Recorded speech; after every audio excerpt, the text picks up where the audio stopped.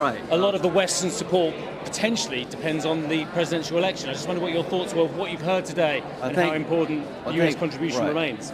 Well, I think before the election, we need to allow him to effectively use the weapons. We met with him before. He's very frustrated. He can't hit the Russian airfields that are putting pressure on the east. So we can do that. There are retired F-16 pilots all over Europe, all over NATO, that can get into these jets and expedite the use of the F-16s. We learned from him that the sanctions are not working.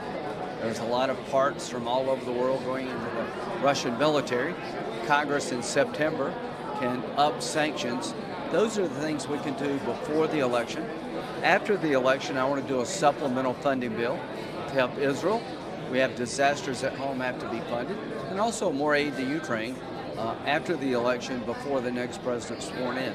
So there's a lot we can do, and hopefully next spring we'll be in a situation to bring about a peaceful outcome. So you have the ear of President Trump. You have spoken to him many times about all these key issues as well. Do you think actually that his stance on Ukraine could be more supportive in his rhetoric now and actually in his action if he were to be elected? Yeah, I think what he'll do is give Ukraine a lot of leverage to end the war. We all want to end the war. The goal is to make sure there's no third invasion. What can we do to end this war in a way not to entice China to invade Taiwan, to make sure that it was a mistake by Putin, and to make sure the territorial integrity of Ukraine is respected forever? So maybe a pathway to NATO. Here's what I think President Trump wants to do: end the fighting. But he's smart enough to know how you end the war in Ukraine depends whether or not other wars will start.